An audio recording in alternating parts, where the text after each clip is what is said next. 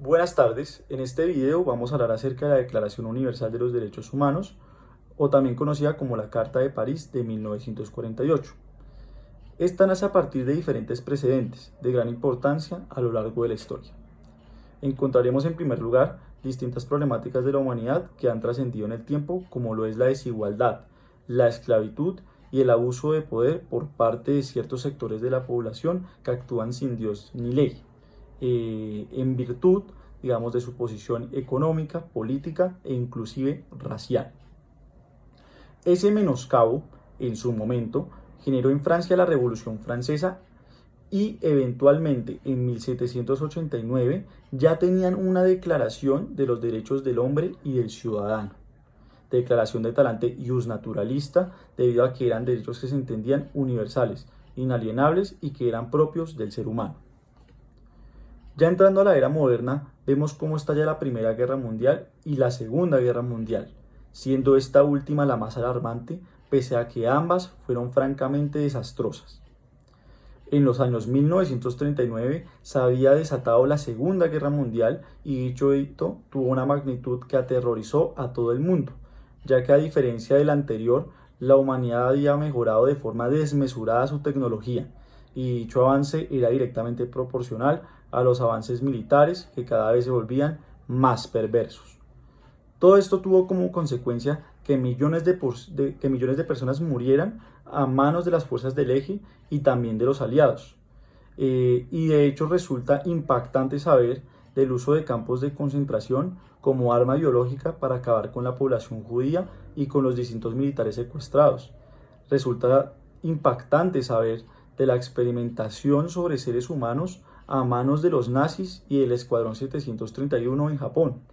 Resulta chocante saber que fue la primera vez en la historia en que se usó armas nucleares con el fin de ir dirigidas a ciudades con millones de civiles desarmados. Y resulta deplorable saber de la sistemática promoción de un genocidio por medio de un profundo racismo vendido por la ideología nazi. Y estos son solo muestras de la barbarie que quizá nunca debió suceder en el mundo, pero que fue suficiente para que las potencias en 1945 crearan las Naciones Unidas con el fin de reafirmar la fe en los derechos humanos fundamentales, en la dignidad y el valor de la persona humana, para que en 1948 decidieran establecer la Declaración Universal de los Derechos Humanos, donde se reproducen muchas de las ideas de los derechos del hombre y del ciudadano francesa, donde en última se busca velar por la igualdad, el respeto de los derechos humanos en su calidad de políticos, civiles y económicos, pero por sobre todo buscar que hechos similares no se reproduzcan nunca más en la historia. Pese a que lo anterior mencionado tiene una gran importancia, se debe tener en cuenta que es una declaración,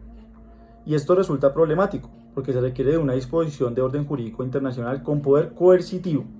motivo por el cual esta declaración no es más que un deseo de buscar un cambio. Todo esto quiere decir que una declaración es importante, pero no genera compromisos exigibles a los demás estados. También se preguntarán algunos, ¿por qué es universal? ¿Cuál es ese carácter universal? Entonces es sabido que en el mundo hay gran cantidad de cosmovisiones en relación a la cultura donde se pertenece,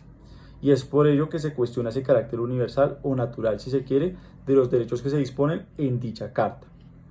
En últimas, debe respetarse la libre autodeterminación de los pueblos, ya que esto blinda de una mejor manera la paz entre las naciones. En conclusión, la Carta de París de 1948 o la Declaración Universal de los Derechos Humanos es producto de siglos de violencia, desigualdad y racismo, que generaron circunstancias penosas y degradantes para la humanidad, que sin embargo han servido para sensibilizar y despertar empatía en nosotros,